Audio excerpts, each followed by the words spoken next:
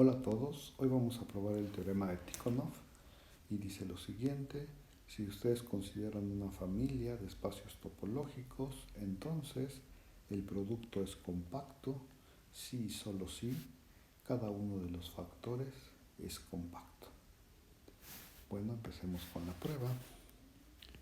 Por supuesto, vamos a hacer uso del teorema de la subbase de Alexander, así es que sería bueno que recordaran ese teorema. Ok, empezamos con la ida, que es la fácil, ¿no? Primero la ida. Entonces, pues observe usted que para cada índice,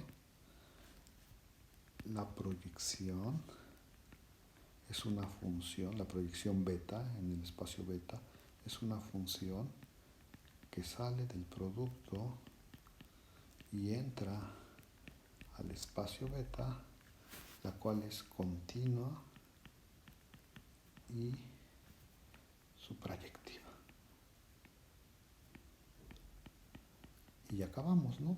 Porque uno observa, pues esta función es una función continua y suprayectiva que sale de este compacto. Entonces, su imagen, que es este de acá, tiene que ser un compacto. Y entonces podemos concluir por un teorema anterior, por lo tanto, X beta es compacto. Y eso sería la ida. Ahora vamos a hacer el regreso. Voy a poner aquí la línea y aquí voy a empezar a hacer el regreso. Por supuesto, para el regreso vamos a usar el teorema de la subbase de Alexander. Entonces, pues necesitamos una subbase, ¿no? Entonces ponemos ahí: considere usted pues la subbase con la que se construyó la topología producto. Es decir, S es la imagen inversa de la proyección chin. Ya lo escribí feo. La imagen inversa de la proyección beta de U, de tal manera que beta es un índice y U es un abierto en el espacio beta. Bueno, esa era la subbase que nosotros usamos para construir la topología producto. Y lo siguiente que vamos a hacer es tomarnos una cubierta del producto formada por subbásicos de esta subbase. Ok, entonces lo voy a escribir. Sea U una cubierta del producto formada por subbásicos. Y eso se escribe así, ¿no? Que cumple que para todo U en U garigoleada existe un índice y también existe un abierto en el espacio beta, de tal forma que U se puede escribir como la proyección beta inversa del V. Ay, aquí dije V, ya no sé qué dije, pero si lo dije mal, perdonen ustedes. Aquí lo que yo tengo que considerar es un V, ¿no? Un abierto en el espacio beta, de tal manera que U se puede ver como la imagen inversa bajo la proyección beta de ese V. Okay. Este renglón lo único que dice es: tome usted una cubierta del producto formada por subbásicos. Ok, y ahora vamos a definir lo siguiente. O sea, uno agarra un índice y lo fija, ¿no? Y entonces defines para cada uno de sus índices, vas a definir una colección que creo que les voy a llamar V garigoleada alfa, que sean todos los abiertos en el espacio alfa que cumplen que cuando yo los regreso bajo la proyección alfa, por supuesto, eso va a caer adentro de la cubierta con la que empecé. Ok, entonces a ver, aquí quiénes están. Tú te fijas en los elementos de la cubierta con la que empezaste y pues son imágenes inversas de alguna proyección. Entonces te fijas de qué proyección son imagen inversa. A ver, lo voy a decir bien otra vez. Me tomo uno de este lado, en U, ¿no? Y entonces yo sé que si alguien está en U, pues es imagen inversa de alguna proyección. Me fijo primero, pues, en qué proyección estaba. Y me fijo en este abierto. Y entonces meto este abierto en la bolsa, si es que si es que de verdad era la imagen inversa de la proyección alfa a la menos 1 de B. Híjole, creo que ya lo dije muy raro, tendré que volver a ver esta grabación, pero lo único que estoy haciendo es tomarme, pues todos los elementos de U son de esta forma, me fijo en los B's y los voy metiendo en bolsitas dependiendo del índice que apareció aquí abajo, ¿no? ¿Sí? Bueno, espero que se entienda. Defino esta colección y pues en principio uno podría decir, pues aquí puede haber muchos abiertos, podría haber ninguno, podría haber varios, no sabemos, pero queremos probar la siguiente afirmación. Entonces la afirmación dice, le voy a llamar afirmación 1, dice, existe un índice de tal manera que cuando yo considero esta colección, esto resulta ser es una cubierta abierta del espacio X beta. Bueno, eso dice la afirmación. Entonces, ya que hace uno esta construcción, ya les dije en principio, uno puede decir, pues quién sabe cuánto sabrá esto, eso va a depender de la U y del índice, pero lo que dice la afirmación es que por lo menos uno de los índices, esto te va a salir una cubierta abierta del espacio correspondiente. ¿Y cómo se prueba eso? Pues por contradicción. Entonces aquí ponemos como mis ayudantes dicen, la razón por la que esta afirmación es cierta es la siguiente. Pues suponte que no. Suponte que no. ¿Y eso qué significa? Chin, se me quedó horrible ese suponte que no. ¿Y eso qué significa? Pues significa que para toda alfa en el conjunto de índices, el V garigoleada alfa no es una cubierta abierta del espacio X alfa. ¿Y eso qué quiere decir? Pues abiertos sí son. Entonces si no va a ser cierto esto, lo que tiene que pasar es que no cubren. Eso lo voy a escribir así. Para toda alfa existe un X alfa en el correspondiente espacio X alfa, de tal manera que para todo V en la colección V garigoleada alfa, X alfa no está en el V. ¿Ok? Eso quiere decir que no cubre, no hay un punto que no es cubierto, que no está en ninguno de los de la colección V garigoleada alfa. ¿Ok? Y entonces pues definimos, si eso pasa para toda alfa, pues definimos al punto X, cuyas coordenadas son exactamente esos X alfa que obtenemos del renglón anterior. Y hay que observar que eso es un punto del producto. ¿Okay? Recuerden que lo estamos haciendo por contradicción, entonces queremos llegar a una contradicción y pues ya casi la tenemos. A ver, nada más hay que observar dos cosas. Como este X sí está en el producto y U es una cubierta abierta del producto, eso quiere decir que yo puedo encontrar que existe un U en la cubierta de tal manera que X está en U, ¿ok? Y luego recuerdo cómo eran los elementos de esta U garigoleada, o sea, cómo es este U que me acabo de tomar adentro de U garigoleada. Pues recuerdo que todos estos eran subbásicos. Eso también quiere decir que como U está en U, pues entonces yo sé que existe un índice y un abierto en el correspondiente espacio de tal manera que U se puede escribir como la imagen inversa de la proyección beta. Aquí volví a cometer el mismo error que siempre. Este no es U, este se llama V porque U lo estoy usando para otra cosa. Existe un abierto en el correspondiente espacio de tal manera que el U se puede ver como la imagen inversa de este V. Ok, y ya acabé, porque lo único que tengo que decir es, bueno, pues observen qué pasa con estas dos condiciones. Que X esté en U, pues eso significa que X está en la imagen inversa de la proyección beta del V. O sea que X esté en U significa que la coordenada beta de X, que se llama X beta, está en B. Ok, y esa es la primera observación. Y la segunda observación es que el hecho de que U sea igual a la imagen inversa de la proyección beta de V hace que este V esté en la colección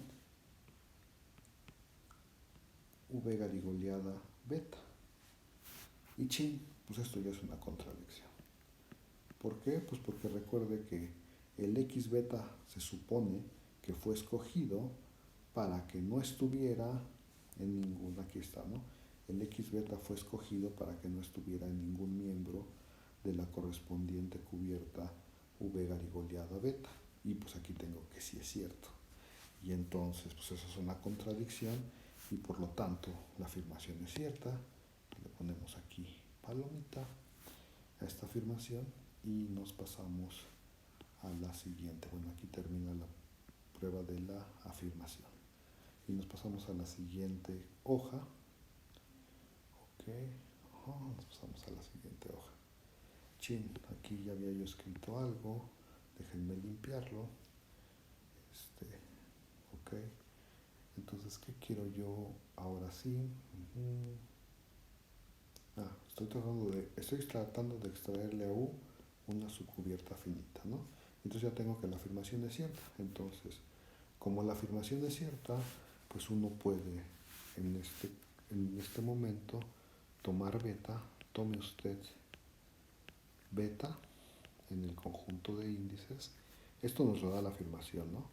Tal que la familia U garigoleada beta es cubierta abierta del espacio X beta. Eso es por la afirmación otra vez.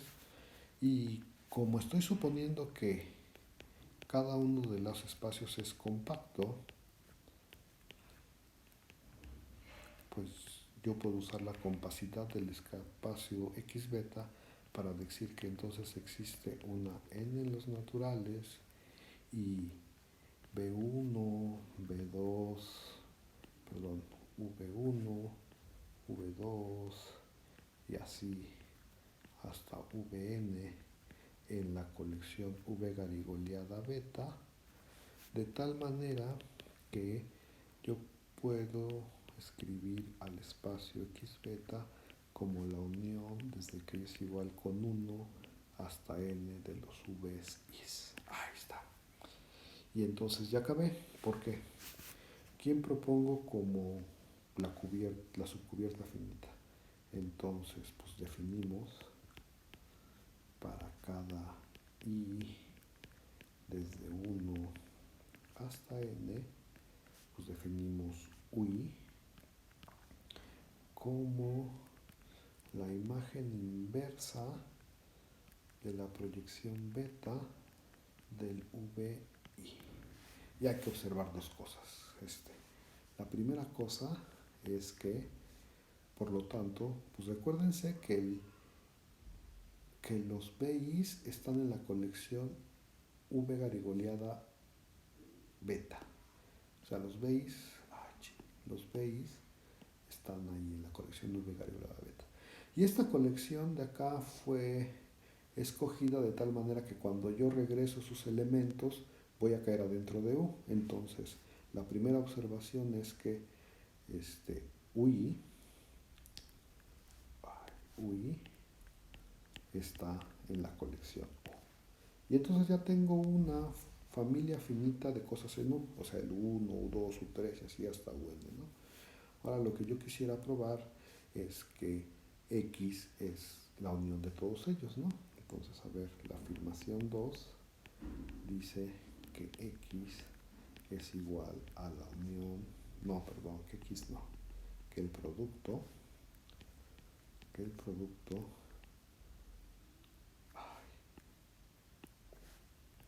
que el producto es igual a la unión desde que y es igual con 1 hasta n de los UIs. Y si yo logro probar esto ya acabé, ¿no? Porque ya logré extraer una colección. A ver, bueno, lo ponemos aquí, considere la colección U1 hasta UN, que es una subcolección finita de 1. Y entonces de finita, cada uno de ellos son abiertos. Y la única cosa que basta probar es esto, ¿no? Que su unión nos da todo X, y si probamos la afirmación 2, pues ya tendríamos nuestro teorema. Entonces la razón de esta afirmación 2 es la siguiente. Pues a ver, una contención es más o menos clara, ¿no? Recuerde usted que cada uno de los UIs eran subconjuntos del producto, de hecho son subbásicos, y entonces pues están contenidos en el producto, entonces esa contención es clara, entonces la única que habría que hacer es la otra, ¿no? Y para hacer la otra, pues uno se toma un P en el producto de las X alfas. Bueno, tomamos un P del producto y entonces, pues yo sé en particular que pues, la subcoordenada beta está en el espacio X beta. Y recuerden ustedes que las VCs eran una cubierta abierta de X. Bueno, aquí está, ¿no? X es la unión de todas las VIs. Eso quiere decir que entonces tiene que existir una J desde 1 hasta n, de tal manera que el P beta está en el VJ.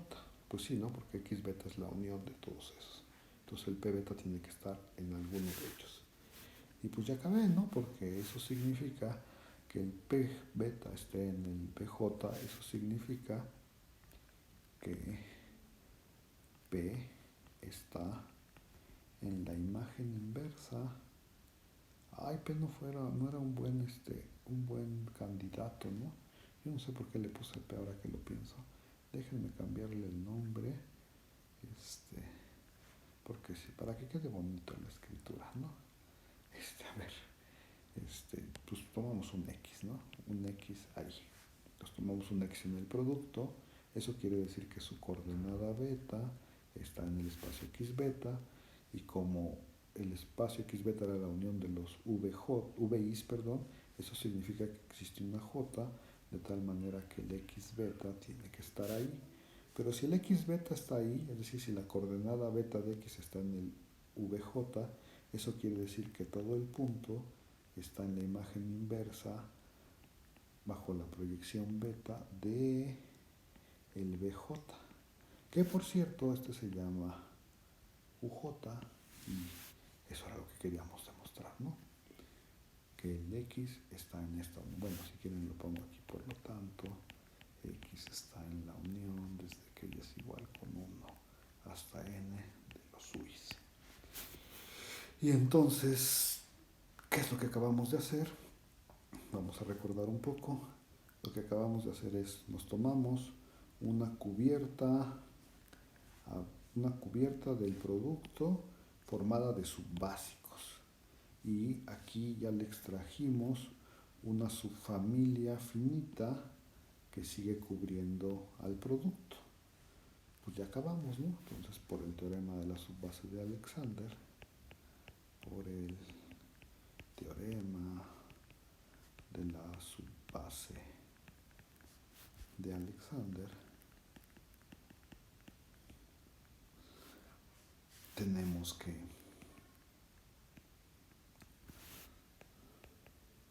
X es compacto. Y eso termina con la demostración del teorema de Tikhonov. Y bueno, pues entonces ahí está. El teorema de Tycho nos dice que el producto es compacto si y solo si cada uno de sus cada uno de los factores es compacto. Bueno, pues entonces ahí la dejamos. Cuídense mucho y nos vemos pronto.